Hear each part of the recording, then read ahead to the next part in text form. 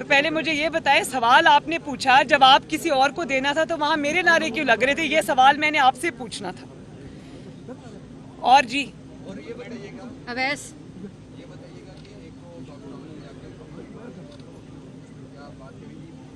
एक सेकंड, मैं पहले डॉक्टर आमिर लियाकत साहब की जो रहलत है वो मैंने अभी मुझे पता चला। मैं अल्लाह ताला से दुआ गो हूँ कि अल्लाह ताला उनके दर्जात बुलंद करे, अगला सफ़र अल्लाह ताला उनका आसान करे और अल्लाह ताला उनकी बख्शिश फरमाए।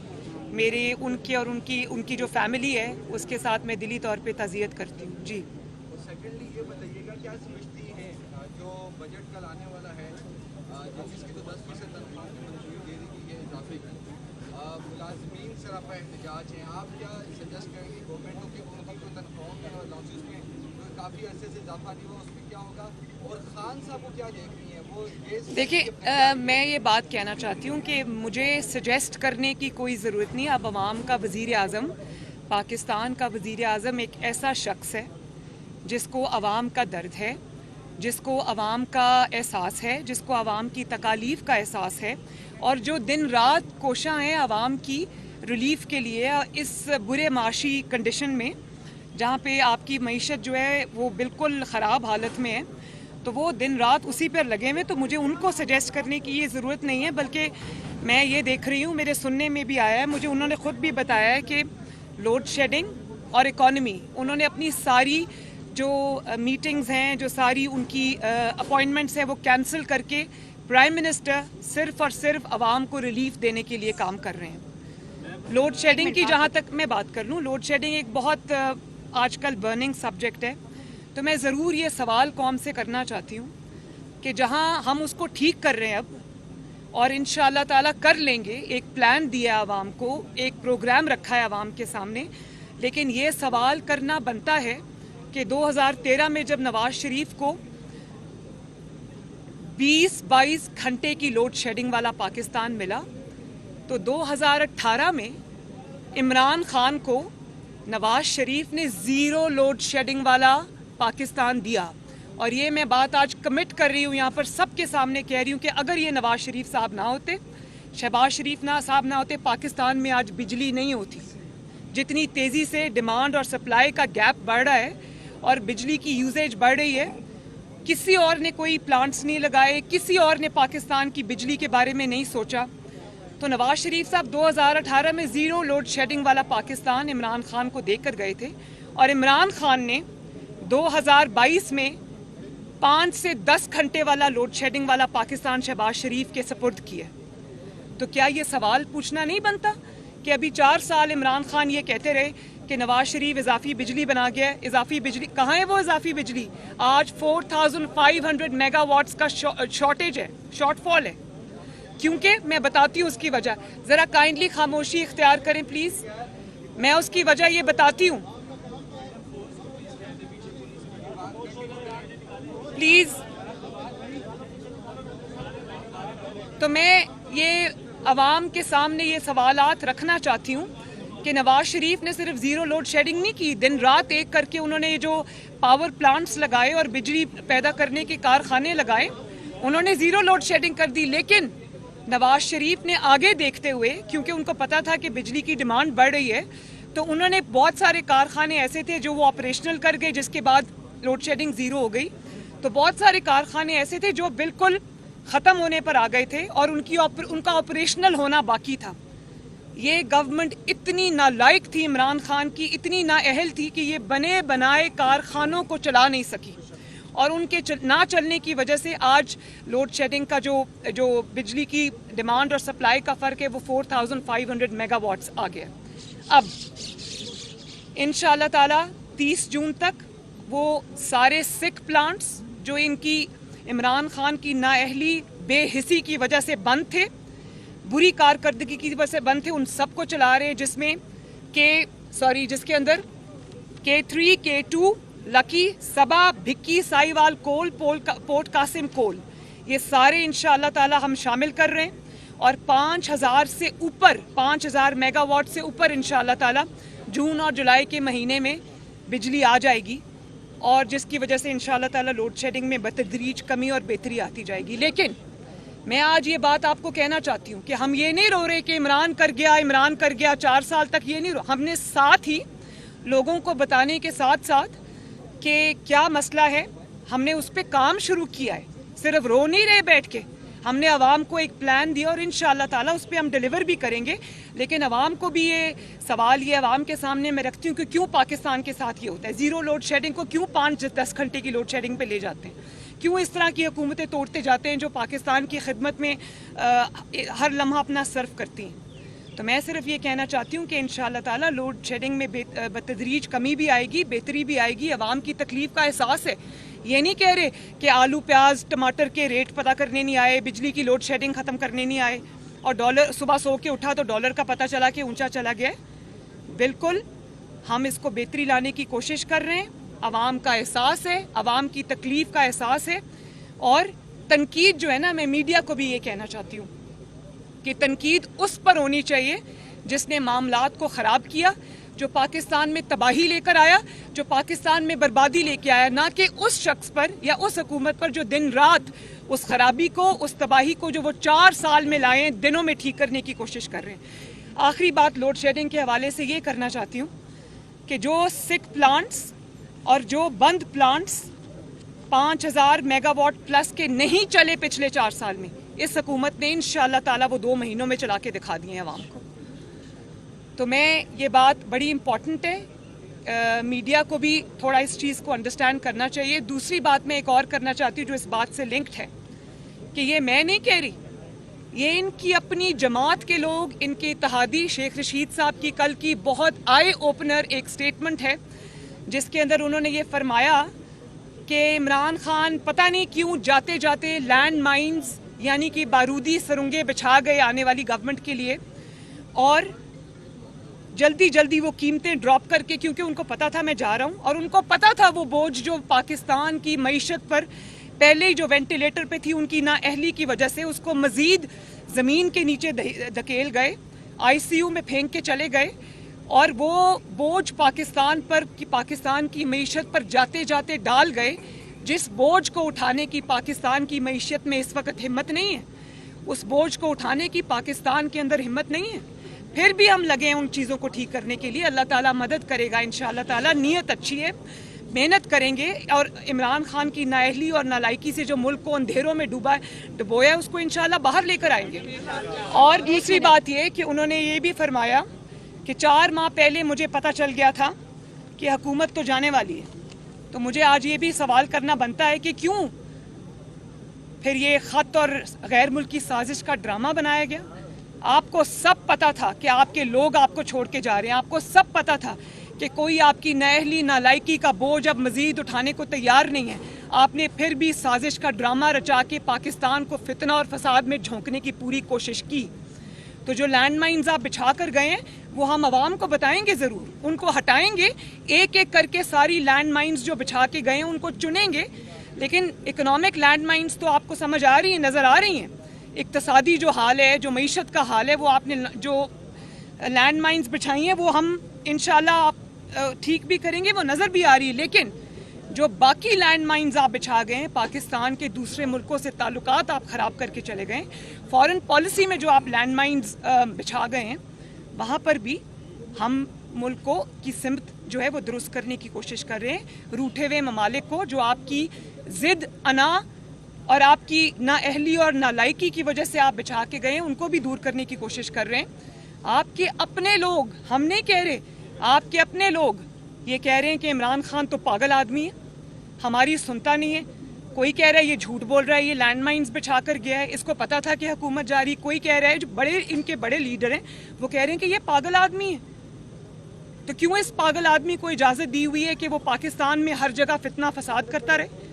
तो मैं मीडिया से भी ये सवाल करती हूँ कि खुदा का वास्ता है, इस पागल शख्स को जो पाकिस्तान के अंदर आग लगाने पर तुला है, इसको दिखाना कम करें, इसकी तरफ डिबेट को ना लेकर जाएं। डिबेट पाकिस्तान के अवाम के मसाइल और उनके हल पर होनी चाहिए। बारी बारी कर लेना आप बात कर, इसके बाद देती हूँ। और मैं एक मिनट बेटा, ऐसे नहीं हो सकता बेटा, ऐसे नहीं हो सकता। एक मिनट आप बात मैं एक और बात भी करना चाहती हूँ, वो मैं भूल गई थी। और वो बहुत इम्पॉर्टेंट बात है, वो ये है कि इस ख़राब माशी हालत के बावजूद पाकिस्तान की मईशत इस वक्त बहुत क्रूशल स्टेज पे है। इसके बावजूद शहबाज शरीफ साहब दिन रात काम करके आवाम को रिलीफ देने की कोशिश कर रहे हैं। अगर पेट्रोल और डीजल की कीमतें उनको बढ़ानी पड़ी हैं तो साथ उन्होंने 28 अरब रुपए का पैकेज भी दिया है आवाम को, जिसमें उनको सब्सिडी मिलेगी, जिसमें उनको 2000 रुपया महीना मिलेगा 8.5 करोड़ खानदानों को। और अब उसको वो बजट का हिस्सा भी बना रहे हैं, 1 महीने के लिए नहीं पूरे साल के लिए उसको बजट में डाल रहे हैं ताकि आवाम पे कम से कम बोझ पड़े। इस बुरे माशी कंडीशन में शहबाज शरीफ साहब ने आटा सस्ता किया, चीनी सस्ती की, हज जो गरीब आवाम हज पे जाते उनको 8.5 लाख रुपया देना पड़ रहा था, जिसको शहबाज शरीफ साहब ने 7 लाख पर लेकर आए आवाम की सहूलत के लिए। और आज से यूटिलिटी स्टोर्स पे जो घी है उसकी कीमत भी कम हुई है। तो मैं इस बुरे हालात में इस किस्म के माशी जब दबाव है आपके ऊपर, आपने आवाम को इतना भी रिलीफ दिया है तो इंशाअल्लाह ताला आगे और रिलीफ आएगा।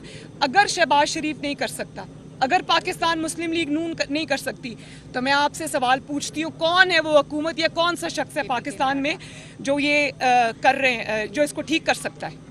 कोई नहीं है। इंशाअल्लाह ताला मुस्लिम लीग नून ने करके दिखाया है, मुस्लिम लीग नून करेगी और मुस्लिम लीग नून इंशाअल्लाह ताला करके आवाम को दिखाएगी।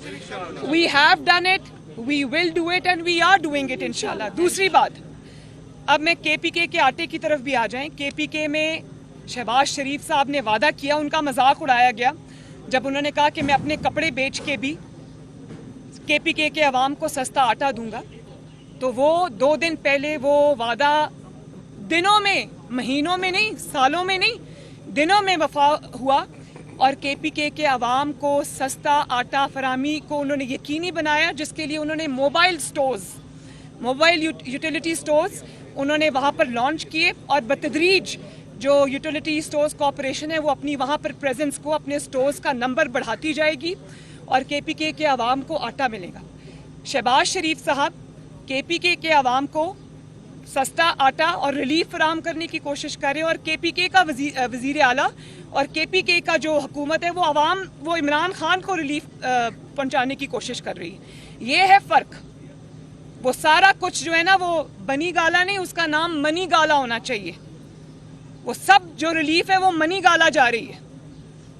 तो ये फर्क है। जो लोग अवाम का एहसास करते हैं, अवाम के लिए आते हैं, अवाम की खिदमत के लिए आते हैं, वो सब बोलता है। जी, कभी आपने भी 5 कैरेट की अंगूठी ली है? कभी आपने भी 5 कैरेट की अंगूठी ली है? मेरे पास वैसे है नहीं, लेकिन अगर मैं लूंगी तो मैं इंशाअल्लाह ताला अपने पैसे से लूंगी।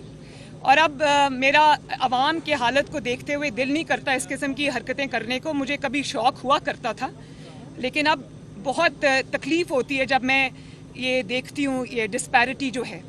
तो बात 5 कैरेट के डायमंड की नहीं है। अगर वो आपने अपनी हलाल की कमाई से लिया है तो मुझे कोई, आप सारी उंगलियों में पहने, मुझे उसकी वो नहीं है।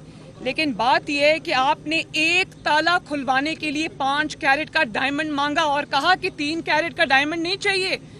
आप, वो फरा साहिबा फरमा रही हैं कि आपने 3 कैरेट का डायमंड दिया है फर्स्ट लेडी को, वो नहीं चाहिए।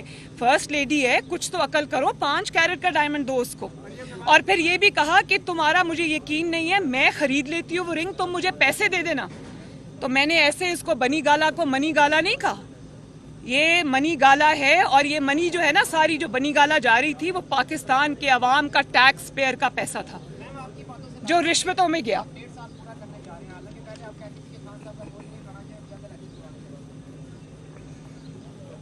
मैं ये समझती थी, लेकिन और मैं ऑनेस्टली ये फील करती थी कि अवाम के ऊपर ये बोझ नहीं डालना चाहिए और उसमें हमें नए इलेक्शन में जाना चाहिए और नया मैंडेट लेना चाहिए, क्योंकि हुकूमत 5 साल की होती है।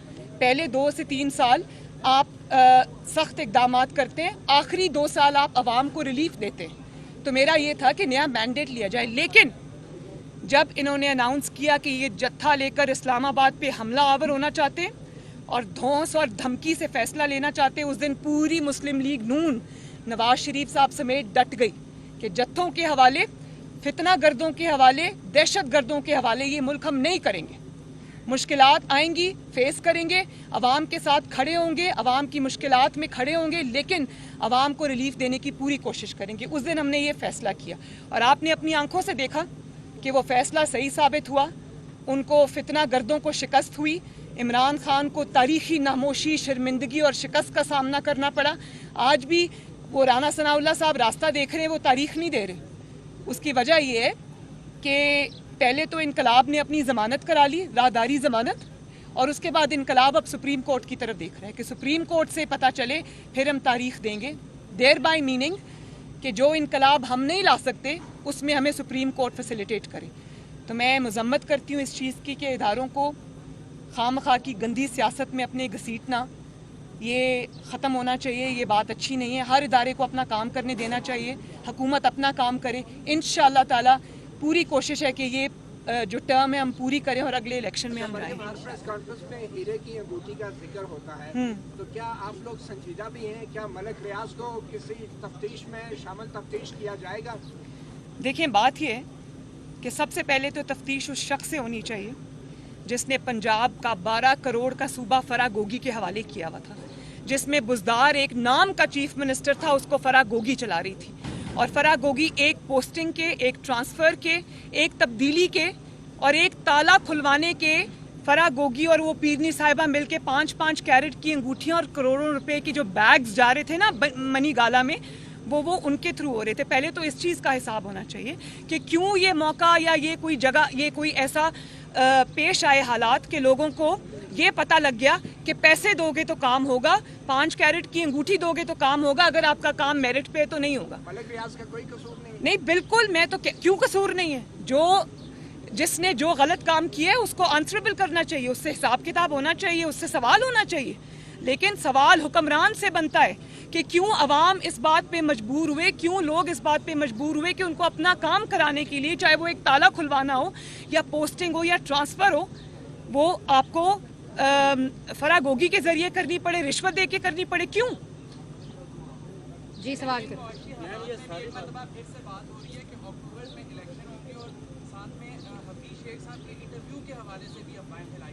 नहीं, उसकी उन्होंने बिल्कुल डिनाई कर दिया है, ISPR ने भी डिनाई कर दिया है और मेरा नहीं ख्याल कि इस बात में कोई सच्चाई है। मेरा ख्याल है डिसइंफॉर्मेशन को नहीं, लेकिन डिसइंफॉर्मेशन की जहां बात आती है वहां ARY की बात मैं ज़रूर करूंगी कि देखें, अभी 2 दिन पहले उन्होंने झूठी खबर फैलाई कि माशी या जो इकोनॉमिक इमरजेंसी है गवर्नमेंट वो लगाने जा रही है और उसकी वजह से डॉलर शूट किया, ऊपर गया, उसकी वजह से स्टॉक मार्केट नीचे आई और पाकिस्तान को नुकसान उठाना पड़ा, बिजनेस सेंटिमेंट ने सफ़र किया। तो मैं ये सवाल करना चाहती हूँ कि कैसे इतनी हिम्मत हुई ARY की, जो खुद गोल्ड का स्मगलर है, 12 अरब के टैक्स पे स्टे लेकर बैठा हुआ है और बगैर बिडिंग के स्पोर्ट्स के जो वो क्रिकेट के राइट्स हैं वो उन्होंने लिए हुए हैं। इमरान खान से उसने 40 अरब का फ़ायदा उठाया हुआ है और ये वो चैनल है जिसको 4 दफ़ा यूनाइटेड किंगडम ने, बरतानिया ने झूठ बोलने में लाखों पाउंड जुर्माना किया। वहाँ अब ये ARY के नाम से ऑपरेट नहीं कर सकते, इनको दूसरे नाम से ऑपरेट करना पड़ता है और वहाँ पर जो झूठ चर्न आउट करने की मशीन है, जो झूठ गढ़ने की मशीन है, जिसको ARY, उसके सलमान इकबाल को, आपको उसको सलमान इकबाल को सतारा इम्तियाज मिलता है।